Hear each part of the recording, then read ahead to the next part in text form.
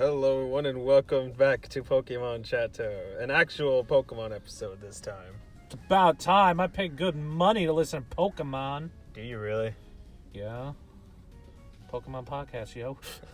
What? Yeah, they charged me like $10 per episode. Why would you pay that? Because I'm lonely, I need friends. Yes. And then talking about Pokemon makes me feel like I'm a part of the crew. So J-Thor's back. I am. I feel so sorry for all you poor people. He's back for a solo episode this time. Yeah. The way God intended it. Sorry, Arceus intended it. Yes, Did not mean to offend your Pokemon fandom. Thank you. Anyways, Black and White. Yeah. Generation 5. Yeah, I have a couple memories of that one. I had a lot of great memories with this one. I was trying to come off as humble, not stuck up like you, good sir. Excuse me. You're excused. But I remember this was a generation that me, my buddy Brunson in Dallas, and then a few other people that I knew from high school, we all got the game at the exact same time. Went over to my buddy Chris's house. And while they were all wanting to get all the starters, I wasn't willing to keep on resetting my game because it takes a long time. Yeah, it always takes a long time for the save. You gotta trade. Yeah, well, you gotta catch a Pokemon. Yeah, you gotta get to that certain point where you fight the three brothers. Was it?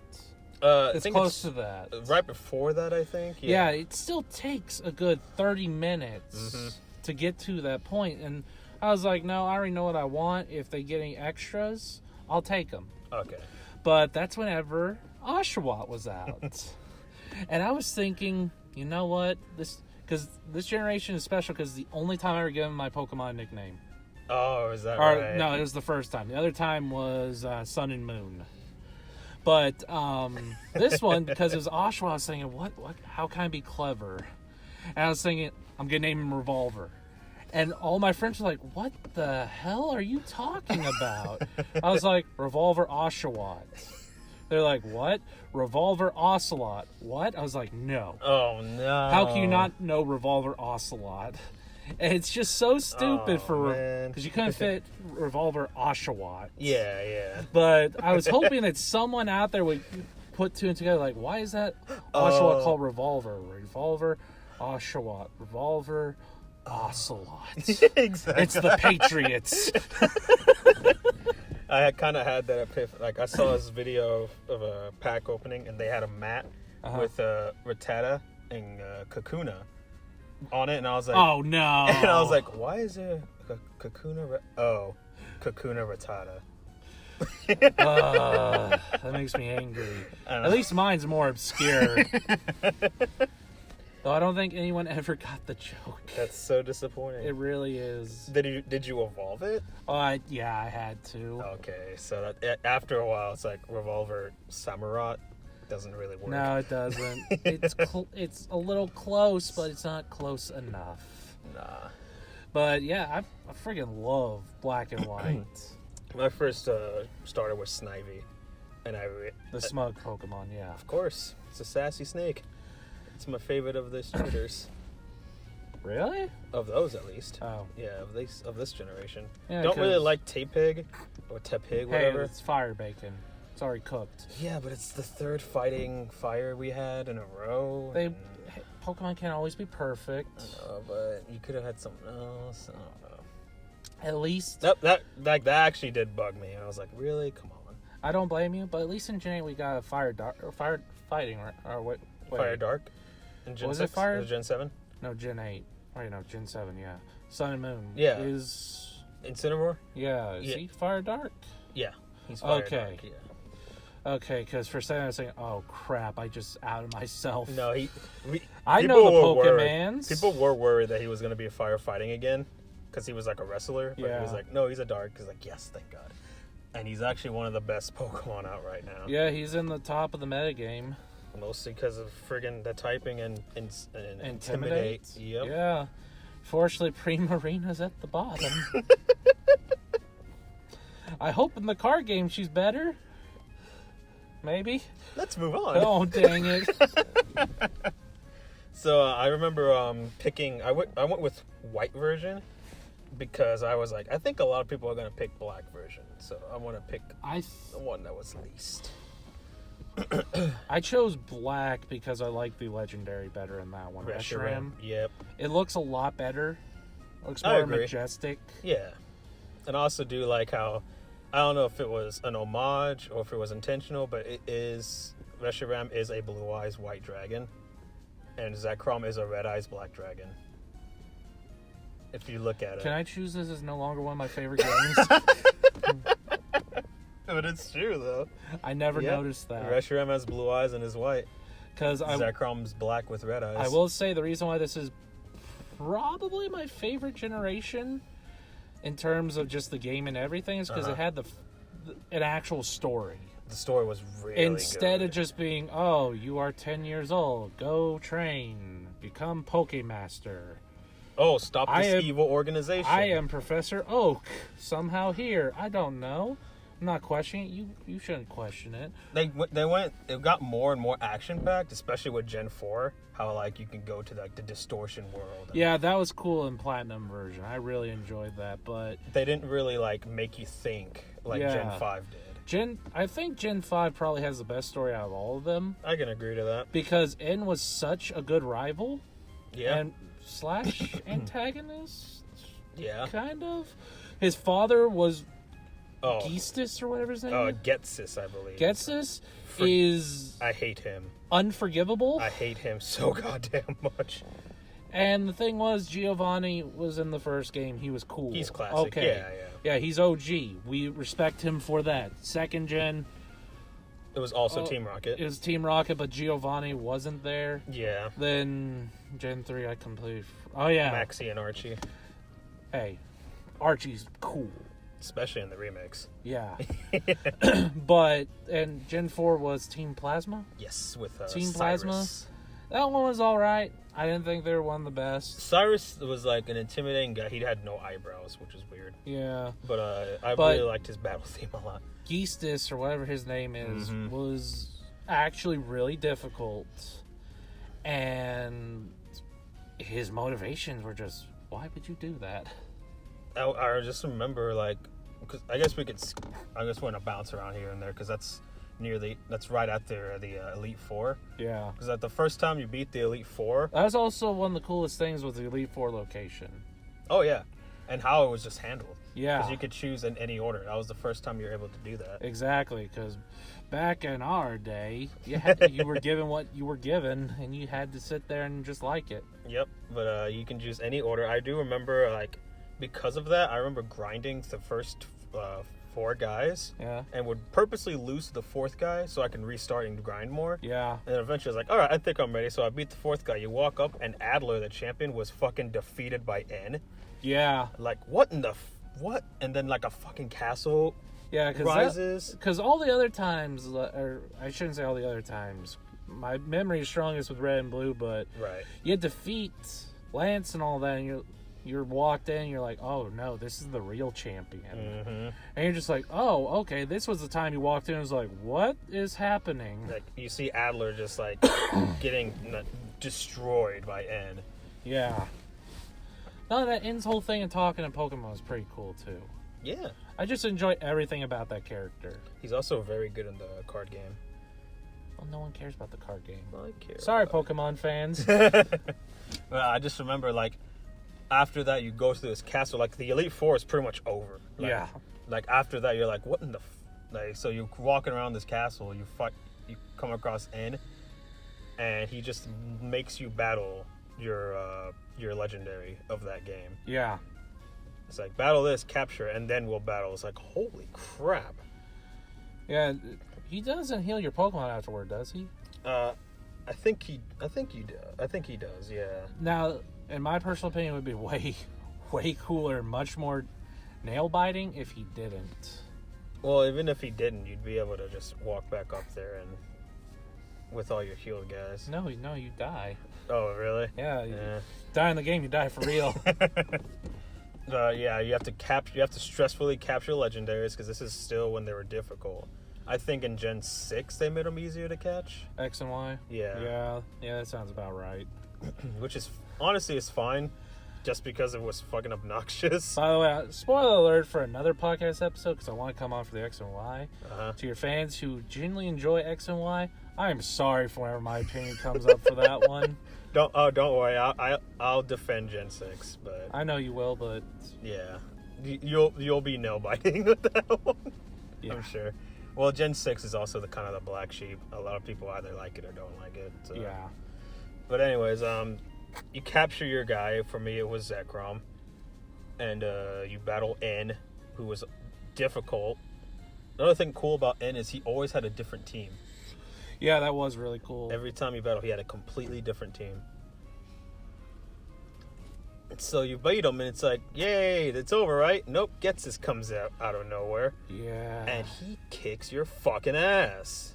I actually lost like 4 times in a row. I was like, what the fuck am I doing wrong? And you have a legendary. Yeah, I didn't because I chose water at the beginning. His Hydreigon just kills everything. Ice Beam. Just saying. This is before fairies, so he didn't have a 4 times weakness. I know, but still, Ice Beam. So that's the thing that your viewers need to know about me. I always choose water. It does not change. Water trainer for life. And that's a nice thing about water trainers. You can learn Ice Beam and Blizzard. Ice Beam. Ice Beam. Ice is like a really good, it's a good type for attacking, but it does no defense. Yeah. The only thing ice is resistant to is ice. Yeah. Yeah, it's not a very good actual typing for a Pokemon, but As an ice attacking attacks type. work out very well, especially against the grass bastards. Oh, look at that. Yeah, oh, what's that? A Venusaur? Blizzard. Sorry. Blizzard. Ice Beam. But God, this is also, I think, the biggest Pokemon like addition, like the most Pokemon that was added in one generation.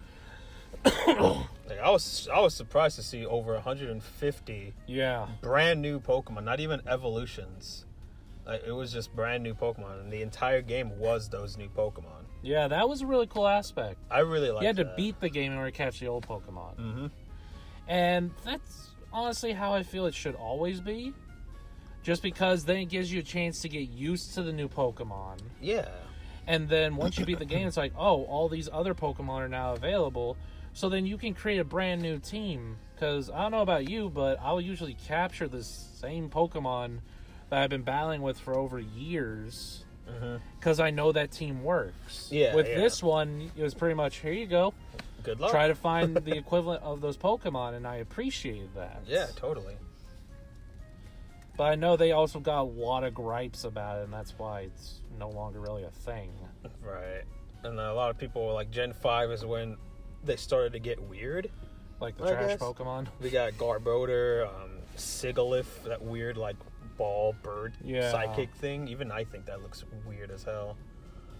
But then we had really good ones. Like we said, the starters. Snivy, Superior. Those are amazing. Until Ice Beam. Ice Beam. Viewers meme that. Ice Beam. It's gotta be like that. Oh yeah, of course. But there's just I loved the architecture of all the different places you were at, and just the world felt better. Like they had the 2D sprites with basically 3D objects. I don't know, it just felt like the perfect mix and match. I also really loved how the animations were, because like for Pokemon, it took like 5 generations to actually get movement outside of them escaping the ball and doing like that little animation at the very beginning when you first encountered them. Yeah, but then they stopped moving. I was like, oh my god, I love everything about this. Yeah. I still, to me personally, it's my favorite style that the games have done. Like, I like it more than the 3D models. Yeah, because 3D models, even though they move a little bit, they're still kind of static. Yeah. Like, it's the worst of both worlds. While Gen 5 had the best of both. Mm-hmm. And, like, don't get me wrong, 3D models look beautiful. They do, but... Especially in Let's Go. They look really good in that game. Oh, yeah. But the thing is, I miss that old style. It was when they were transitioning over, and it just felt right. Yeah. Not only that, Black and White is the only one to get a true sequel. Yep. Which was interesting. I know a lot of people were ticked off with Black 2 and White 2. Instead Like of they a didn't come gray up with... version or something like Yeah, that. but I appreciate that. I don't think we're talking about Black 2 and White 2 in this episode. No. But still, that shows you that it was a good game. What other Pokemon game got a number 2 next to it, other than Stadium 2? I knew you were going to bring that up. And just, it continued the story on, which is something I appreciate, because the story from the first game was good. Yeah. It continues it on. You get to see how things have changed. Yeah, not even Ultra Sun and Moon do that. Yeah, and like it's kind of sad because like you don't get the whole kind of red treatment. I know I'm going to Black 2, White 2 a little bit in this, but I don't think you get the same kind of treatment with your trainer from the first game being like the red of it. I don't think. Right. I don't remember. Honestly, like if we're going back, like I don't think we're gonna do Black 2 and White 2 anytime soon because I gotta replay those because it's been so long. But I do want to replay Black 2 or White 2 before we talk about that one. But from my general knowledge of being right now, I don't think you get the whole kind of red thing, which would have been awesome. Yeah. That was one of the biggest surprises of Silver and Gold and Crystal. Well, technically Silver and Gold, because Crystal came out later. Yeah. But finding a trainer from a previous game, you're like, hey, I was that guy. I'm not. I had this idea where, like, I don't know if it could be implemented at all, but, like, just at one point throughout the game, like, after, like, somewhere in the post-game, where you would go to, and you would actually, like, find your previous save data, like, character from a different game. Like, it reads the memory from another game. Well, the thing is, somehow. I think they could do that, because it's basically just trading data. Yeah, but, like, you can have a battle, and, like, the team that your past self has is the team that you had during the Elite Four. That would be awesome, because they keep a record of that. They specifically mention... Yeah, in the Hall of Fame. Yeah, we keep this in the Hall of Fame. I don't care. I just want to beat you for the experience and the money. Yeah. But with that, it's like, oh, wow, I can battle myself. Like, And this is honestly, crazy. that's something that would be easy, but you'd have to do a direct sequel to it. Right. Otherwise, what's their point of being in that region? Mm-hmm. And I guess it would also be hard for someone who didn't play the first game. Well, that's the thing. Like, you could literally have it... You could have it to where, like, it's a trading kind of feature, but instead it collects the data. Because, like, your data is also saved on Pokemon.com now. Oh. Yeah, like, it keeps a record of that stuff on there. Wow.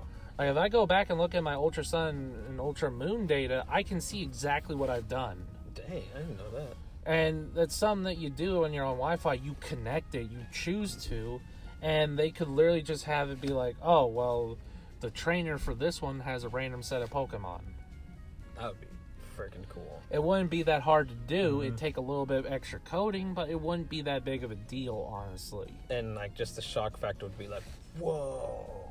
Yeah, it would reward longtime fans, and then still give something new to new time fans. Be like, you know what? I never played that game. Maybe I should pick it up. Yeah, exactly.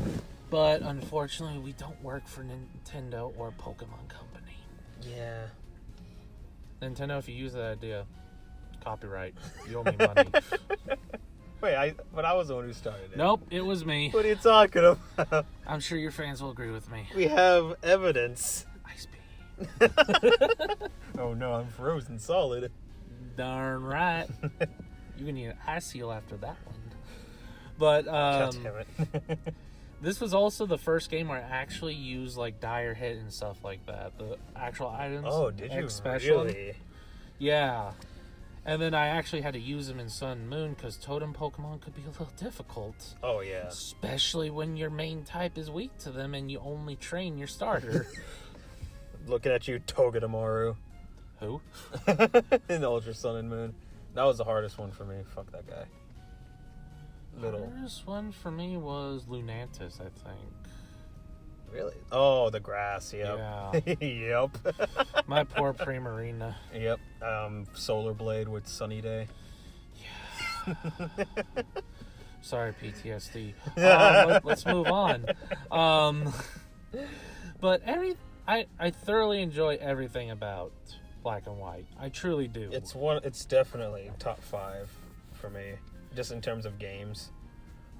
Like individual games, I'd say Pokemon White is like. Not only that, there. it was the last games to be named after colors. Well, I mean, is Diamond and Pearl a color? Really? Like. I mean, yeah. Ruby and Sapphire. Prove me wrong. Because Ruby and Sapphire, you can actually call those their colors because that's a specific color on the color wheel. I suppose so. Like, this is a ruby red or a sapphire blue. Right. And then Diamond and Pearl? Diamond's a little harder to because it's like justify. Clear. But Pearl is like a specific kind of white. Yeah. But, like, I know that's why a bunch of my friends refuse to play X and Y for the longest time. Just because of the name? I'm not even joking. Brunson. He refused to play X and Y because he's like, they're not colors anymore. It's just letters. I was like, that's stupid. It's a dumb reason. I mean, I'm not the biggest fan of X and Y. I didn't know that at the time. This was before it came out.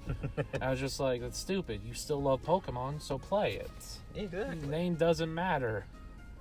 What matters is that Primarina's in it. So, the only games that matter for you are the Sun and Moon games?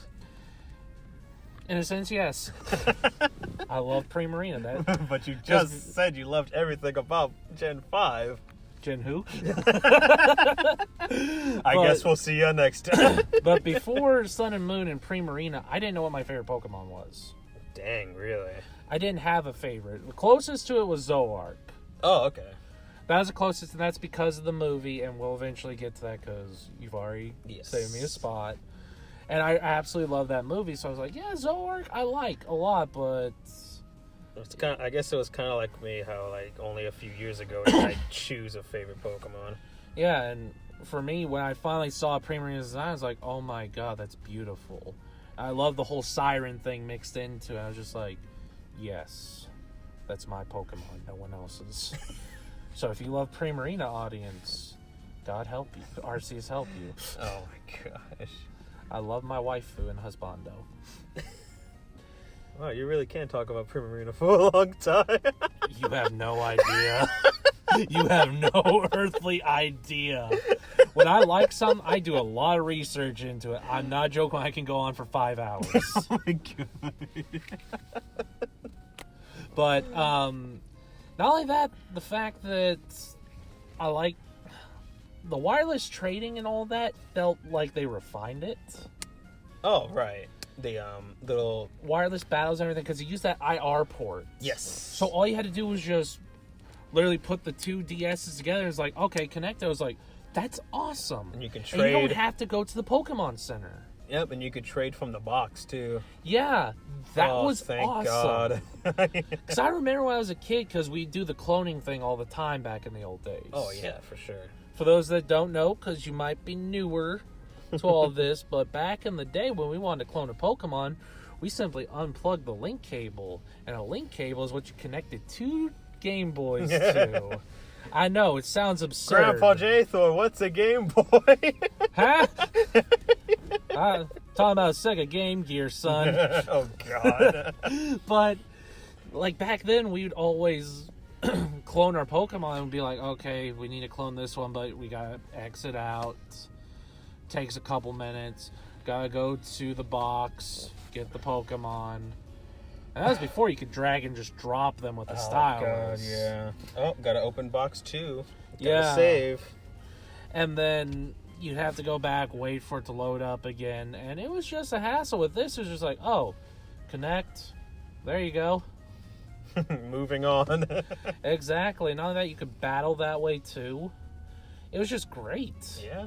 It just made it super convenient. Exactly. As someone who was there from day one, you learn to truly appreciate these advancements. These young whippersnappers don't know what we had to go through. No, they don't. What's a link cable? It's what I used to beat you with. Oh, God. Not kidding. That's what my grandmother said to me one time. Are you serious? Not joking. Because I was getting into Pokemon, and she thought it'd be funny. Oh, Lord. She bought me blue version for a trip down to San Antonio. And I was like, oh, it needs a link cable to trade. What's a link cable? She's like, it's what I beat you with. I was like, what? She's like, it's a separate accessory you have to buy. I was just like, oh. And those bastards hurt whenever you'd hit people with them. They had weights. I'm sure they did. Why are you hitting people with them? I don't want to go into that right now. I plead the Jesus. fifth. Oh, Lord. But, yeah, just so many things that were cool were added to this that became prerequisites for the next Pokemon game. Yes. And now you don't even need that IR port. You just literally connect with the Wi-Fi thing. Mm-hmm. And it's just so much easier. And we have Black and White to thank for that. And nothing else. Literally nothing else. But, yeah, I love the animated portraits they had for it with the Pokemon. Even though it does seem like it's a little lazy. Because, like... Oh, yeah, some of the arms... literally like, just take the arm and you make an animation of it just moving. Yeah, yeah. It's like those crappy flash animations you can see online. Yeah, yeah. Where they'll literally take an image and just kind of move it a little bit to do something. That's animation. Like, yeah, just like technically you're not wrong, but you should put more work into it. Right.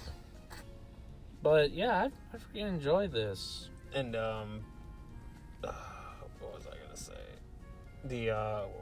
Dang it, I had something. No, you took it from me. It's what I do. Ice beam. Ice beam.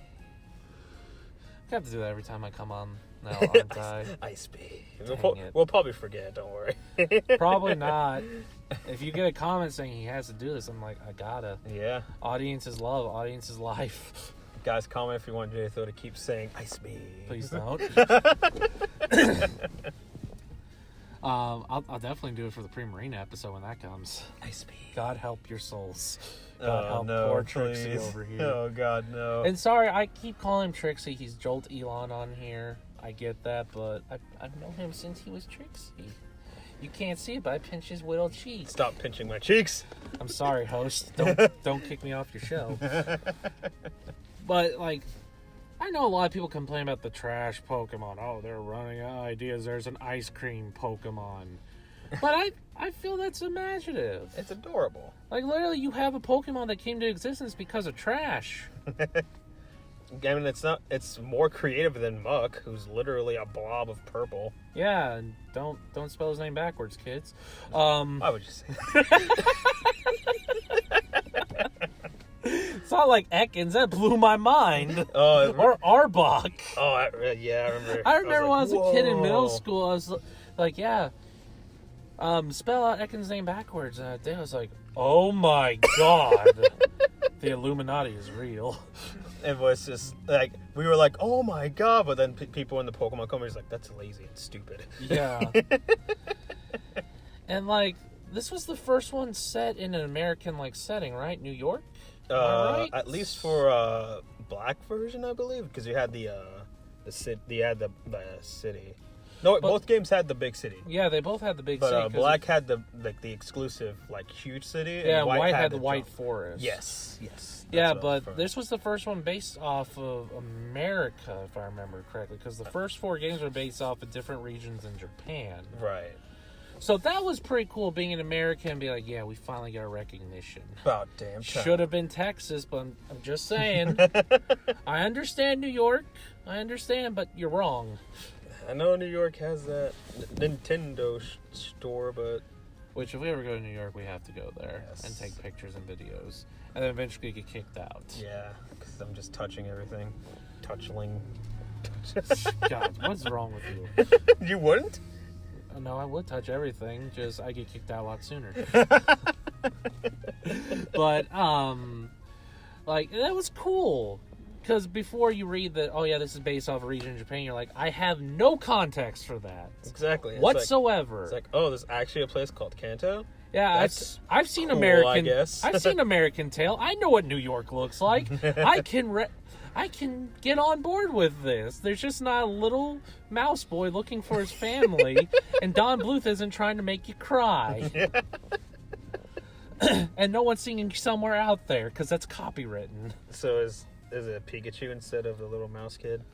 Sure, why not? Yay! More like Pika Blue, because he's so sad. Well, that's the end of the episode. Guys, this episode's banned. Welcome to the first banned episode of Pokemon Chat-eau. I knew it would be me. The first of many. All starring J. Thor. But no, my audience, they love me. I know it. They just don't say it enough. Sure, kid. But, yeah, dude, I really do. This is probably my favorite game in terms of just memories alone. Because, like, Pokemon Blue is very special to me. Don't get me wrong. Oh, yeah, obviously. Like, the meta game of that one's so messed up. Oh, God, yeah. And this one, they balanced it out quite a bit more. Like, this is what that was known as the Weather Wars. Yeah. Because, like, oh, man, that was what determined. And that's the thing, when I was a kid playing, I was like, oh, Sunny Day, that's a stupid move. Why would I waste one of my 4 moves on that? Then you find out later, oh no, that's actually really good. Well, like, what makes it good are the Pokemon, you, like, with Drought or Drizzle, that when you switch them out, it activates it. Yeah. Because when you do that, it's permanent. It's not for 5 turns, like when you use Sunny Day. Oh, yeah, that's right. And, like, that's why the Weather Wars were just so... It was crazy at that time. Yeah, and then if you use, like, Stealth Rock... Or no, Stealth Rock wasn't around then, was it? Oh, yeah, Stealth Rock's been... Yeah, you use Stealth Rock and they need to change the weather. You cripple them, too. Oh, yeah. Especially if they're weak to rock, it does double. Yeah. Just insane. Yeah, like, the Weather Wars of old. Yeah. Are they permanent still? Or are you switching or is it 5 turns? It's 5 turns now. Okay. Thank God. Yeah, because otherwise that's completely broken. Yeah. But, So yeah, Gen 5 was the Weather Wars. So thanks to False Swipe Gaming for teaching boys, me Full that. Swipe Gaming. He totally knows who we are. Yeah. Totally. Yeah. Not lying to make myself feel better. When's the Pre-Marina episode?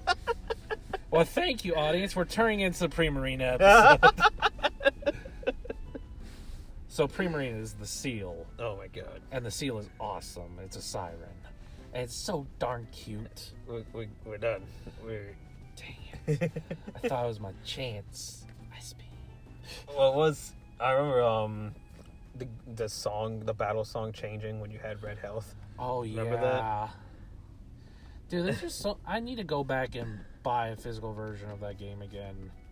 Because, oh my God, I miss it. I legitimately do. It's so great.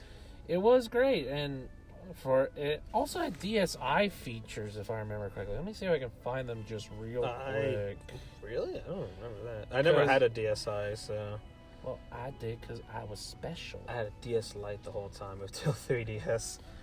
Alright, so yeah, it was a DSi enhanced game, which means it had some features that the original DS did not have. Like? The games could recognize and automatically connect to routers with a WPA connection. Don't ask me what that is. I have no earthly idea. The user face camera can be used during the X-transceiver. Oh, yeah. I forgot. Your icon would actually move a little bit if you moved around during that. Huh. The C gear shows the system's power. So instead of having to like look at the little light, it would tell you with a 3 icon thing. Oh, that's right. Oh yeah, and like whenever you looked at the icon on the 3D or the DSi's home menu, it was actually animated. The Pokemon side, the icon would wiggle. Oh. Japanese versions, which were region locked, unfortunately. They can be played on older Nintendo DS system, but let's see.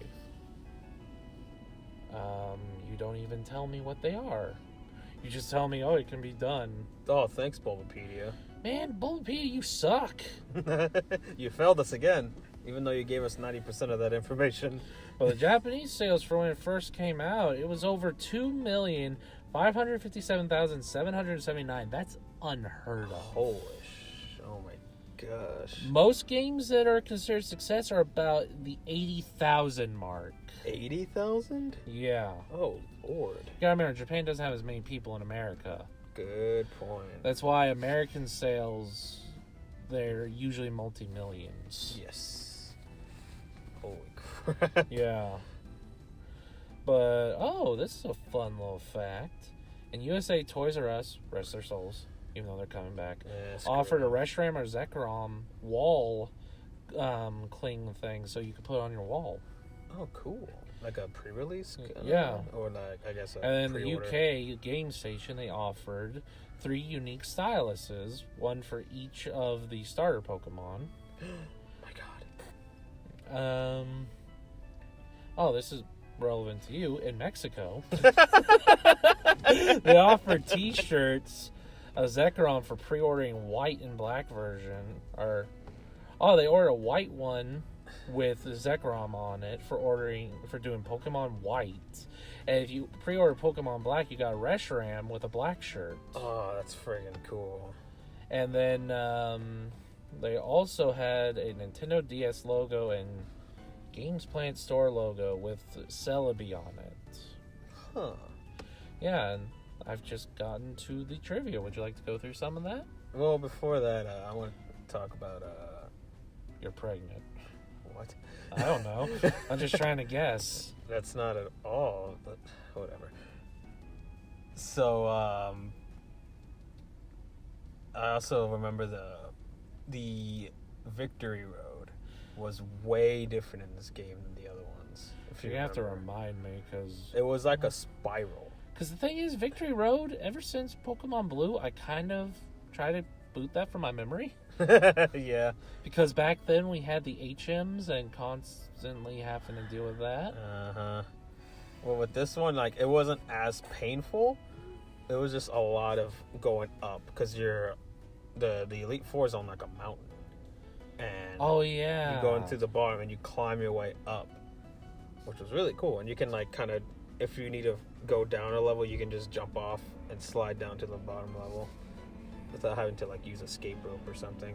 Yeah, I used a lot of repels and a lot of Arceus bless repels. Yeah. Oh, bless the max repel. Yes. Even though super repel gets you more steps for your money. Yeah, that's true. But I like to buy the best, son. Yeah, you don't do it as frequently. God. But you're using up more money. So, I can go beat more 10-year-olds. Oh, God. What do you think the link cable's for? But you don't need a link cable for Gen 5. Man can dream. Why would you dream that? I don't know. I have really messed up dreams, sir. What kind of trivia do you have on there? This one's actually interesting. I didn't know about this. This is the first core series game that requires you catching the version mascot of the game. And the thing is, yeah. I guess you have to catch him to fight N. Yeah. So basically, it means if the battle ends by any other means, such as causing Reshiram or Zekrom to faint, the story will not proceed and you'll have to try again. Holy crap. And if the player is unable to catch their mascot because of a full party and PC boxes, the story will proceed anyway, and the Pokemon will be waiting for them at Dragon Spiral Tower later. Whoa, what? Yeah, I did not know that. You need to fill your Pokedex on your box is like a lot of Pokemon. Yeah, they made it to where you would have to. Wow. Yeah. That's actually pretty awesome.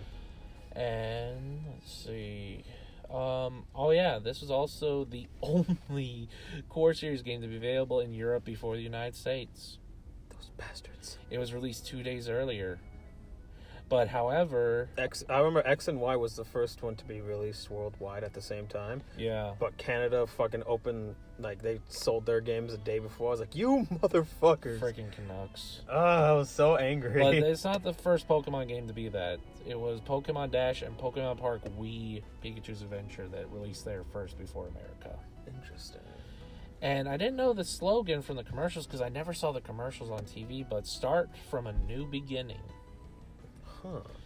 And this is also the only core game in the series that the region's champions are not on the final, or is not the final boss before the credits.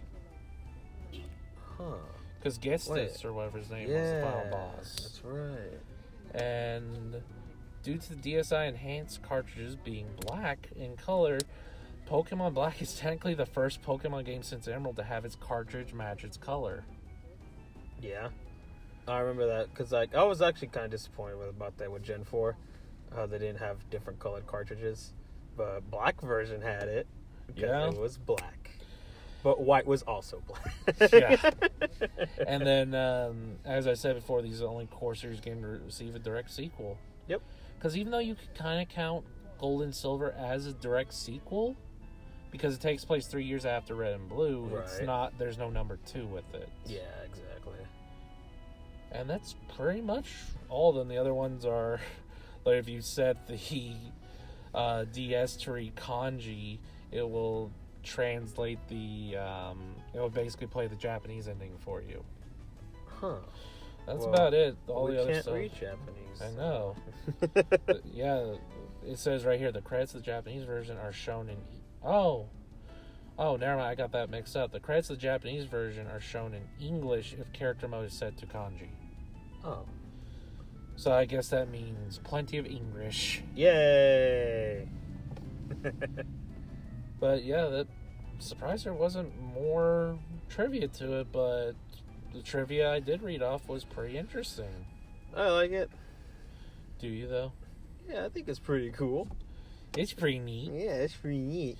Oh, and also, it received a perfect score from Famitsu. Holy crap. A 40/40. Damn. For those that don't know how Famitsu works, it's 4 different reviewers, and they each give a score of 1 to 10. And then the way they do it is, to give 40 out of 40 means everyone liked it. It's a perfect game, quote unquote. Right. There's no such thing as a perfect game to those 4 reviewers. So 40 out of 40 is pretty hard to get. The first game they ever gave a 40 out of 40 to was Ocarina of Time. Damn. Yeah, so it took them a long time. They've been in publication for a long time. And then, Game Informer gave them an 8.7 out of 10. Or 8.75. VideoGamer.com gave it a 9 out of 10. Nintendo Power also gave it a 9 out of 10. Edge Magazine gave it a 95%, so damn. Basically 9.5. IGN gave it amazing, which is a 9.10 out of... Or 9.0 out of 10. So that was a different reviewing system they had back then. Right. It didn't have too much water. God. Which real quick, that's a funny thing about the Pokemon Company. They will add different stuff and memes to Pokemon. Oh yeah, they added that to for Sun and Moon. Yep. Too much water. Which is amazing. That's why I love Pokemon That's so much. great. Not only that, they gave me Primarina. Yeah. Shut up. I really love that Pokemon. You can talk about Primarina. Before then, I never had a favorite Pokemon, You can talk about Primarina during the Sun and Moon Pokemon episode. Really? Sure. Oh, you poor man. I hope you love editing. But, real quick, yeah, it was 156 new Pokemon. Good Lord. So, it brought it to an overall average of 649 Pokemon then. Yeah. Real quick. I just want to... I like giving out little facts and stuff. It's pretty neat. It is pretty neat. Not only that, they had some... I'm not going to be bad with this, but very attractive Pokemon gym leaders as well. Oh, yeah. The electric gym leader. Whew. She was a model. Yeah. Yeah, but I like her better in black, white, or black and white too. Yes. She was. Oof. She had a completely different look. I know, it's much better looking. And also, yeah, they had a different first gym leader too, and they had different leaders all along. Actually. Yeah, it's pretty cool. And yeah, this it specifically mentions here about changing music and all that. Yep. And that really added to the immersion for me. I don't know about you. Until you switch out and it goes back to normal music. I know, but right there, I'm just like, oh god, I need to make sure my Pokemon lives. It's like, oh god, no. I'm at the beginning of the game. Why isn't there a Hyper Potion? Revolver. Oh yeah, we forgot to mention Dream World. That was a feature I never really used. Pretty much, Dream World was a system that allowed players to send Pokemon to the internet to obtain items and meet other Pokemon. It was the first time that it was really, you interacted with Pokemon.com. Now it's just a standard feature where it connects. I remember that's how you would get hidden ability Pokemon. Yeah. It was something I never really dealt with, too, because back then I didn't really have Wi-Fi. Right. And it wasn't really, I wasn't competitive until Gen 7, so... Yeah. And what we were talking about with how you could trade from the screen and all that, it was Sea-Gear. That's what it was, yeah. Yeah, it just had a lot of cool features added to it. Yeah, that's what most of the bottom screen was for. Yeah. Outside of battles. It's going to be so weird going to Switch with no bottom screen. It really is. Because we've been doing that since Pokemon Diamond and Pearl. 2006 or 7? So basically 11 to 12 years. Yeah. It's going to be hard to switch over. Hey! We'll have practice with Let's Go, though. Yeah, which... Real quick, do you mind if we talk about Let's Go just real quick? Go ahead, yeah. Because I know a lot of people are, pardon my language here, but bitching about the difficulty. Difficulty? I'm not even joking. There's a bunch of articles from Matsuda, I think it was, in an interview saying that this is intended for newcomers. Okay. And so people are taking that as, oh, it's not going to be difficult. No offense, but when has Pokemon truly been difficult? I was about to say, the only thing that comes in my mind is, like, Getsus. Getsus and some of the Totem Pokemon. Yes. And all you had to do was level up. It was very much a normal RPG where if you couldn't get past them, you need to level up. Yeah, Pokemon's never been, especially since, like, we have so many access to switching Pokemon before your opponent has a chance. Yeah. It has never been a difficult game, so no offense. If you're listening and are worried about the difficulty, it's going to be the same Pokemon game.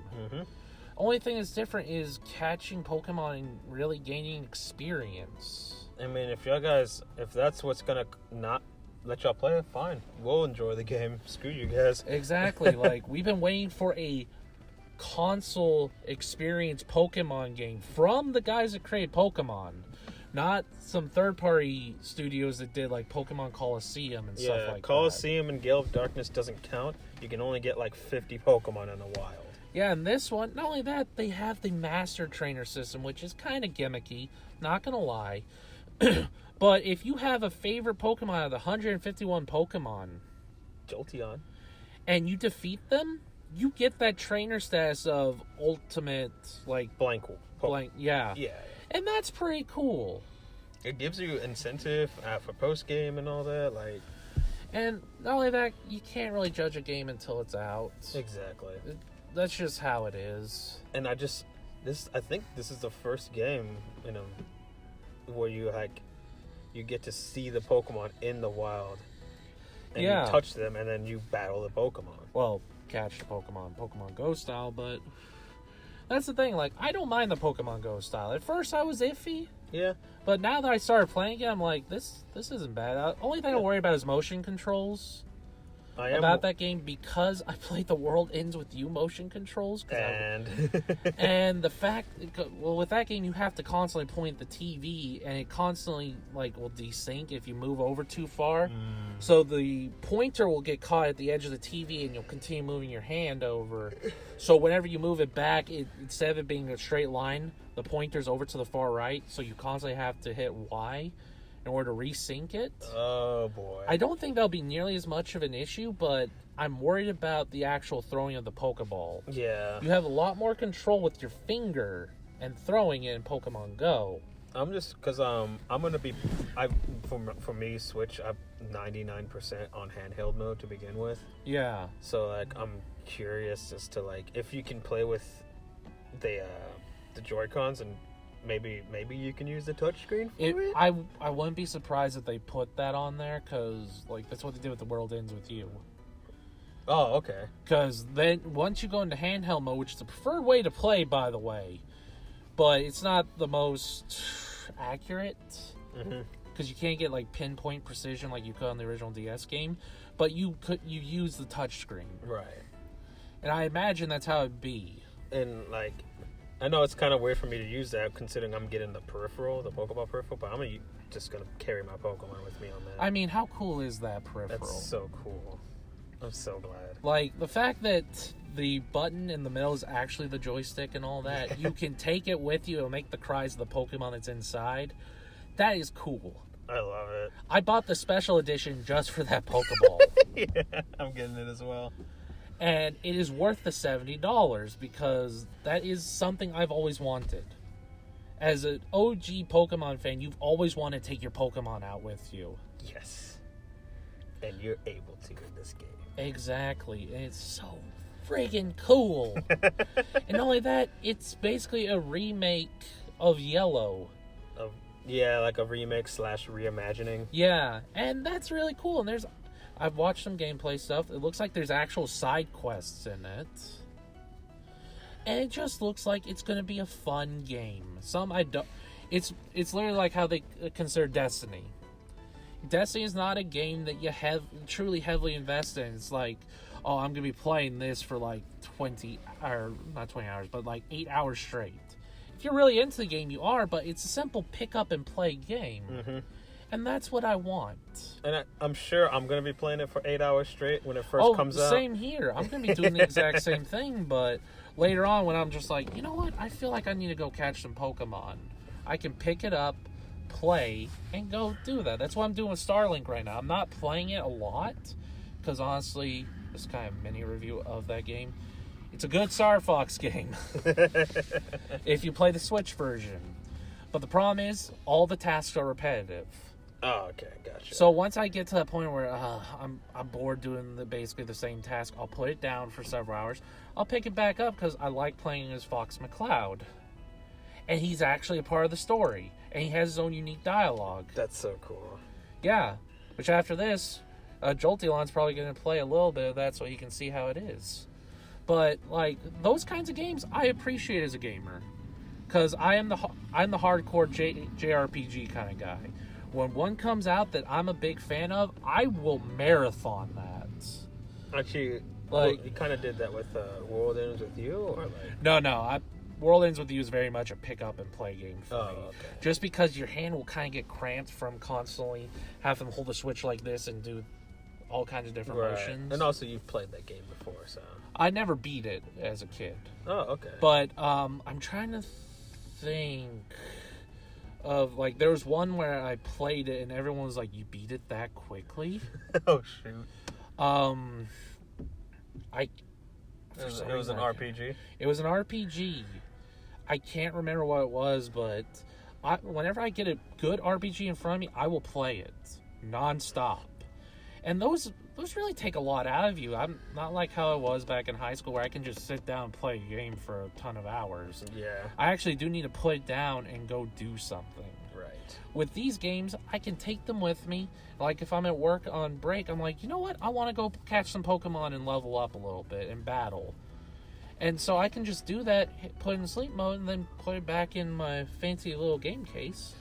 And then it's good. Yeah. That's what I want. That's why the Switch is a perfect console. I freaking love it. It's the best console out there. I'm just going to say that. It is worth how much was it? $300? $300, yeah. $300. You get console quality games on your Switch. Nintendo, please pay me. But sponsor us. I play my Switch more than anything else. Yep. Because I can have it in handheld mode. I can put on YouTube. And I don't have to worry about anything. It's just fun. Yeah. That's why when full blown on Pokemon Gen 8 comes out, oh god, it's gonna be amazing. God help me. And the thing is, like, I'll be playing with Jolteon all the damn time when we hang out. We'll probably both be on our Switches and like, hey, do you want to trade real quick? Yeah, sure. I've got a spare starter or something like that. Yeah, sure. And so, guys, if you're hesitant on Pokemon Go, just remember, it's basically Gen 1 Pokemon again. Mm-hmm. Sure, I'm bummed that you can't get the other Pokemon in it, but they're working on all the models for the next game. Yeah. Trust me, I know I'm going on Primarina again, but if I could get Primarina in that game, I'd be a happy man. Just wait, man. I know. Generation 8. The only problem is when we go to Gen 8, actually no, they got rid of that problem with Pokemon Bank. Yep. They just have to make like a Switch version of Pokemon And it's Bank. probably going to take several months for them to hammer out all the bugs, but you'll get all those Pokemon. Mm-hmm. And just, again, don't ever think of a Pokemon game as difficult. They haven't been. No. They've always been RPGs designed for kids. The default settings make it easy. If you want to make it more difficult, Go Nuzlocke. yeah. Oh God, no. Like, seriously, if you want to do it, go Nuzlocke. That will make it incredibly hard. If you want, like, just turn off from switch to set. That way, you don't get a chance to switch out your Pokemon when you knock out an opponent's. That actually does make a difference. I didn't know about that. Uh-huh. Well, the thing is, I've never known about it because I always stick with one Pokemon. Oh, okay. I've never had to worry about that. Yeah. Now that I know that, I can save some time. Yeah. Because they'll be like, do you want to switch out Pokemon? No, Primarina's perfect. So, As yeah, Primarina like, gets hit by it'll Grass say, like, Blade. it was like, it'll be like battle style, and it'll be either switch or set. If you hit set, you can't switch between your opponent's Pokemon. See, I didn't know that. That's a cool little fact. Which does make the game more difficult. At least if you play it the way it's meant to be played. Yes. Unlike me, who's just like, no, my star is perfect. Nothing can defeat my starter. Nothing. Hey, look, Lurantis. Fuck. No. Grassblade, why? That's one of my favorite Pokemon. Oh, I know. That's why I bring up Lurantis. Lurantis is friggin' cute. I love it. That's a great design. And the thing is, the garbage Pokemon, he's a great design too. I like that. I don't think any design is lazy in Pokemon. He's also very good. It's very controversial topic. Because a lot of people are like, oh no, this design's lazy. It kind of looks like this Pokemon. I'm just like, no, it's not. Sure, it might have the same kind of body structure, but look at a wolf and look at a Chihuahua. They both walk on all fours. Oh my god. They're too similar. No, it's not like that. Yeah, like what, Lycanroc and Arcanine are too similar? Or what? I don't think they're similar at all. Exactly, but they're both wolves or whatever. No. Canines. Okay, then what about Growlithe and Rockruff? Exactly. Yeah.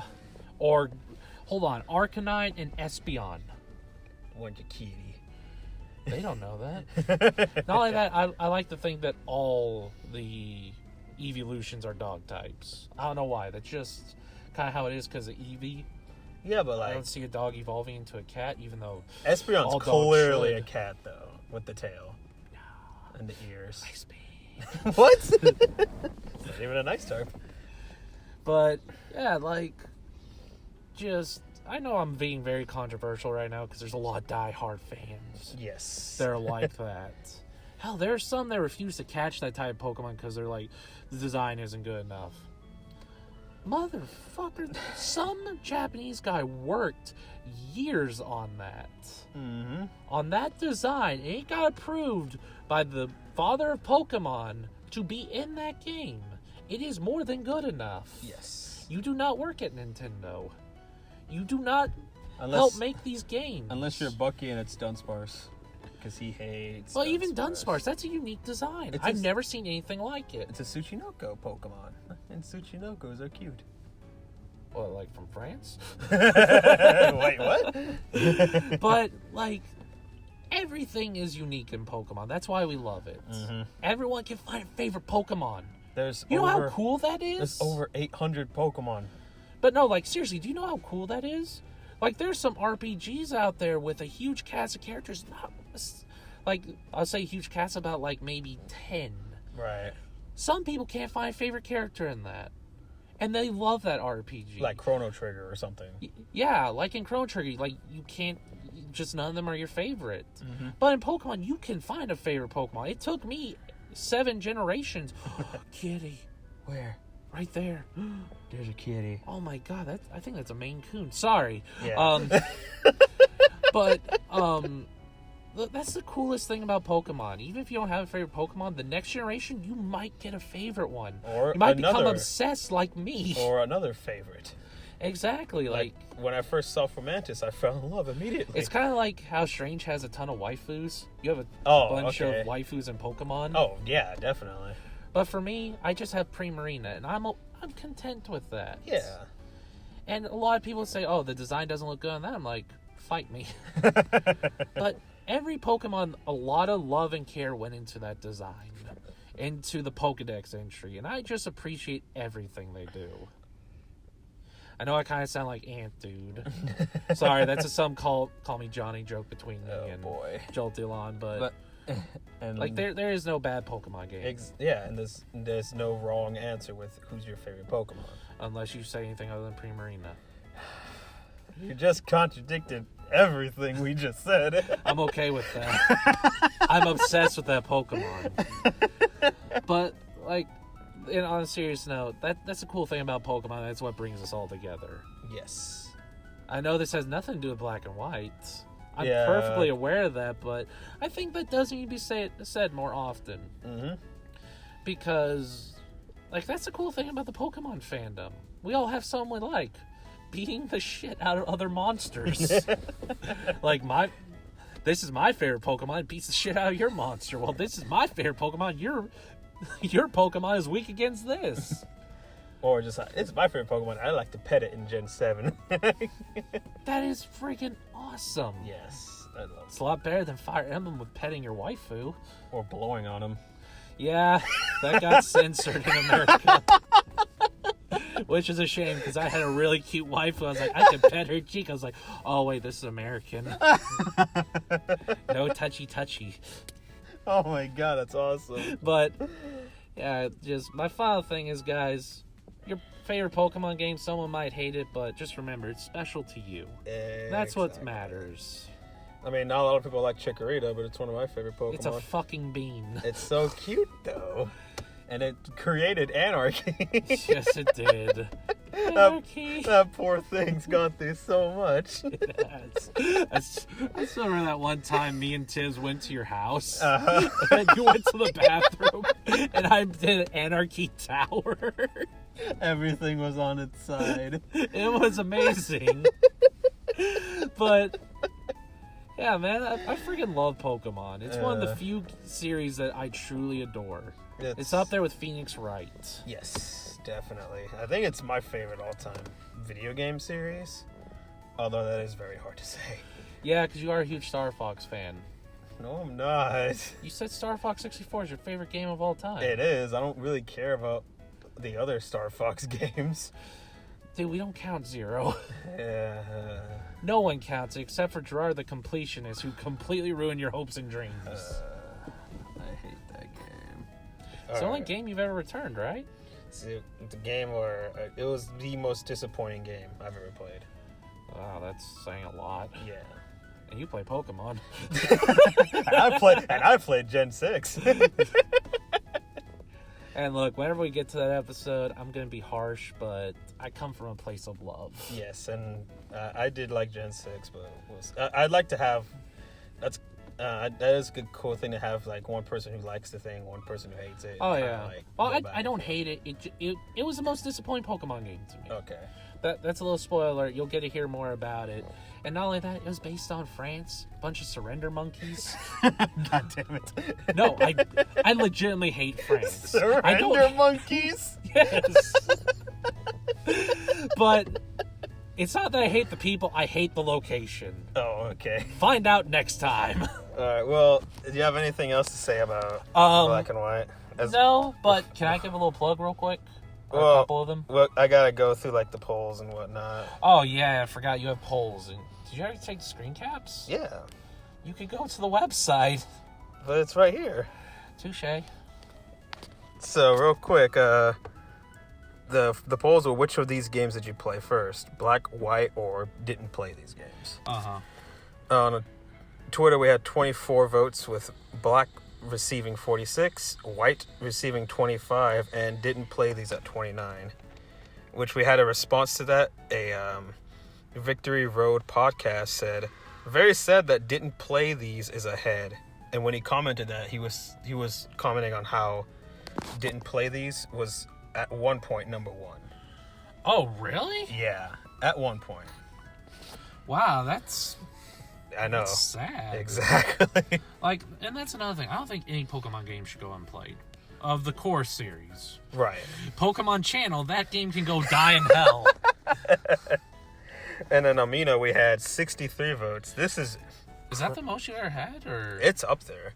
But this is interesting. Didn't play these was at 30.2.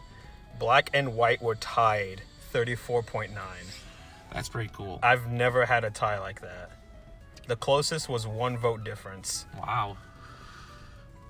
Like, it was almost a 3-way tie, actually. Still, man, it's a shame you guys didn't play that. It's so good. Black and White is legitimately up there with some of the best Pokemon games ever created. Heck, some of the best handheld RPGs ever created.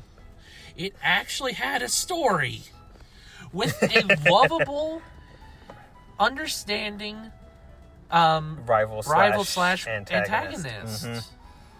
With a weird name. Yeah. It's just a letter N. Well, to be fair, if you look at Ash's cheeks and you turn them sideways, it's an N. My God. Illuminati confirmed. But yeah, like if you guys ever get the chance to, I don't normally suggest this, but if the game is too expensive, get an R4 card and emulate it. That's what I said about Heart Gold and Soul Silver. Okay. Because those games are like $50 now. Yeah. So if and you haven't get a Pokewalker with it, it's more. Yeah, so if you haven't played those, I say emulate it if you really want to play it. Yeah, because and if you like what you see, buy it. Because everyone deserves to try out what is considered the best generation. Yes. And I highly suggest everyone tries out Gen 5 because it has a good story. It really does. It's pretty damn great. But in response to that poll, Star Raptor King said black because I thought Reshiram looked cool. That's why he picked black. Reshiram does look cooler than Zekrom. I think so too. Yeah. And then Evil Cat said my first one was X and Y. He truly is evil. In my opinion, yes. But again, like, just don't do this for every game. But R4 card's really cheap. Just take some micro SD card. You can play on the original system the way it's meant to be played. Yes. Because I got one of those, and it was worth the price of like $20. Yeah, for sure. And it's because of that you gotta play Investigations 2. Yeah, Investigations 2. Yes. Which never got brought to the States because the first one didn't sell well enough. It's a damn shame. That's a and great the thing game. is, this is my stance with doing ROMs and all that. You are completely within your right if that game never came out in America. True. Completely within your right. Because how else are we Because that's not fair. And there are fan groups out there that translate these and create the ROMs. Look at Mother 3. God, yeah. And you can even get a reproduction of that cartridge. Mm-hmm. Look at Some Call Me Johnny. Yeah, and I got a reproduction card of Mega Man: The Wily Wars. Exactly, and we can't play it because it was on the Sega Channel. Yep, in And America. it's within our right to get that because that's not fair. Mm-hmm. Now with these Pokemon games, they're all in English, and not everyone has the budget to buy the older games because older games they keep going up in price. Well, I just know Heart Gold and Soul Silver will always be high. Oh, always. But the very early game, Red, Blue, and all that, those are going down because of the Virtual Console. Yeah. So thankfully, those are going down. Exactly, but if you really want to try it, and I highly suggest you do, this game gets a 10 out of 10 in my opinion. It is damn near close to a perfect Pokemon game. I really need to play the sequels again. Which the sequels, they're not as good. I'm going to say that right now. Because the thing is, I can remember a lot from Black and White. I don't remember much from Black and White 2. That's why I'm not talking about Black and White 2 right now, because I just don't remember them all that much. Exactly, and... Because, Black and White just left a great impression on me to begin with. Exactly. It was the first time we actually had a story that made you care. And it's like, oh, this little pixel on the screen, that's a person. Well, real quick, let's go through the rest of these. Oh, yeah. Got more. Jan said, they are perfect incarnate. The characters, the music, the plot, the region, the Pokemon, the mechanics and features. Gen 5 is the best gen ever. I can respect that. Who disagrees? Serial said, honestly, those were my favorite games. I love The graphics, the characters, the locations, etc. Location, because it's in America. America. I speed. Then we got Pig. Oh, Tepig. It's just Pig. Who said, they were very good. My favorite gen and Pokemon. With great old Reshiram. I guess Reshiram is his favorite. Reshiram is a pretty good Pokemon. It looks amazing. It's Blue Eyes White Dragon. Blue Eyes White Devil. Oh, wait, no, that's Cam. Yeah. Oh, boy. Wow. Tess said, played Black. I honestly don't remember hardly anything from that game and never really got around to playing the sequels. Well, to me, as a guest, you're dead to me. And you know who... This is perfect. Tess, that's Bucky. Bucky, you're dead. I hope he listens to this episode. I think he will. Man, Bucky, why do you keep having him on your show? It just brings down the quality. He's just such a horrid human being. Oh my god. Love you, also, Bucky. Also, Gardevoir sucks. Primarina for life. Holy crap. This is a hard one to pronounce. Milsec? How would you pronounce that? M-I-L-C-Z-E-K? Milkzek. Milkzek.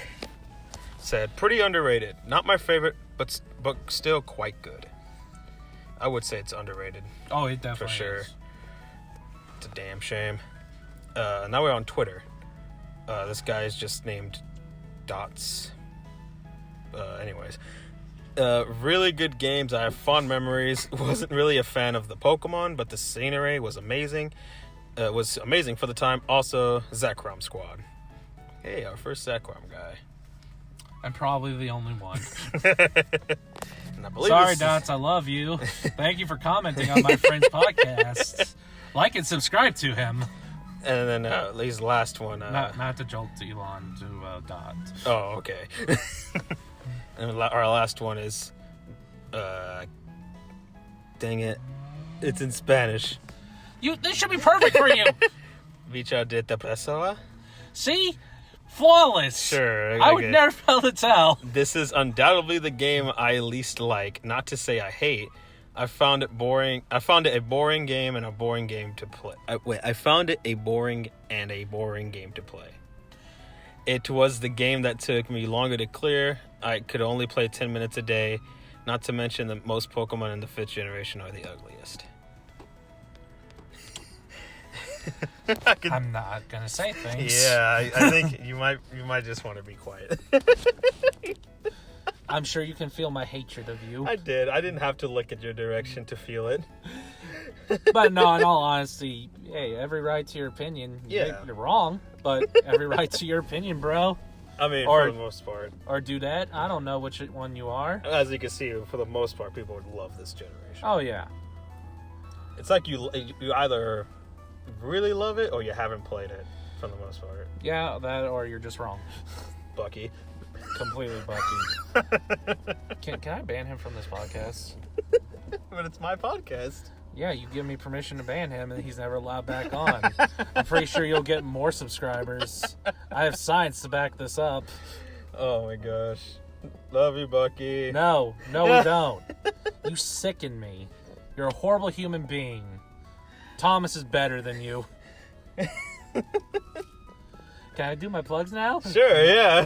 Why not? Okay, so, since, when is this going to be released? The following Monday. The upcoming Monday. This coming Monday or the Yes. next? Okay, so that's before Halloween. So if you get a chance to go to Cinemassacre on YouTube and look up James Rolfe's Monster Madness stuff. Yes. The thing is, they're very short things. Not all of them are on there, but he does have compilations of some of the like Universal series and stuff like that. He does like Friday the 13th series and whatnot. And it's going to look incredibly lazy to you guys. I'm not going to lie. He uses Mostly just still pictures and talks over them. Well, But it's understandable because he would release a new episode every single day in October. Well, that's the thing. Like, on his website, I believe he used clips. But He since does. it's YouTube, He does occasionally use clips. but on YouTube, he has to cut that shit down or else copyright strikes. Yeah. Because it's very strict on YouTube. Well, that's the thing. I'm telling people to go to YouTube because it's a lot easier. Yeah. That's it. And I'm saying go to YouTube as well, but that's why there's stills. Yeah. But it's going to look lazy, but it's really not because the guy had to release one each day in October. Yeah. For how many years? At least 7 or 8. Yeah. And that's a lot of horror movies to talk about. Yeah. But go check out his stuff. If you're a fan of Castlevania Season 2 is out on Netflix. Incredibly good adaptation from the video game. I'm glad it's a good adaptation. And it's also based off Castlevania 3, the prequel to all the other ones. Oh, okay. Like, this is Trevor Belmont, says Simon Belmont, and all that. Yes. They even have that one magic chick and Alucard. I don't know about Greg the Nasty or whatever his name is, the little thief guy that can call walls. He hasn't shown up yet. If he doesn't, I'm going to be pissed. I think it's Grant. Grant, maybe? Yeah. I don't know, but thing is, he was a part of that team mechanic too. He should be in there. Whoa. But got a little serious there. Just saying, he throws knives, and they throw longer in the Japanese version. Oh. But also go check out Some Call Me Johnny. I can never praise this guy enough. Absolutely amazing YouTuber. He just finished the Mega Man X series. Oh Lord. Which his command mission episode really good. I suggest that. The guy doesn't get enough love. He deserves way more than 300,000 subscribers. I totally agree. Also, another guy, if you're interested in... this will be the last one. This guy I just discovered within the last few weeks. Absolutely adore his stuff. Arlo. You'll know him because it's a blue Muppet, and he reviews games with that blue Muppet. Really, really good stuff. It's mostly does Switch. Yeah, because I remember seeing his thumbnails. It looked like a silly thing. But you watch part of that one review. Yeah, he actually goes in depth with it, and he gives you good reasons why you should listen to him. He actually dissects it and goes into some good stuff. Yeah. And if you ever have time to kill, watch his Super Mario Odyssey episode. It's like 48 minutes. It's basically his Sonic 06. Oh my gosh. Except he absolutely adores the game. And he brought new insights to that game that made me appreciate it more. Oh, really? Yes. Dang. Really good to watch. So go watch Cinemassacre. New Castlevania Season 2. There's more than 4 episodes, so I'm happy. Some Call Me Johnny and Arlo. Yes. Those are all great people. Oh, one last plug. Unsubscribe to Joltilon. Wait, why? Because it'd be funny. No, but well, people won't listen to this then. Then they won't be listening to me, and I won't be corrupting them. You're doing the world good. Delete your channel. No. Quickly. Oh my gosh. Anyways, I'm Joltilon. And I'm J Thor. And I speak. We'll see y'all next time. Thank you so much for listening. You Unsubscribe. guys have a great day. Please don't unsubscribe. How long did I...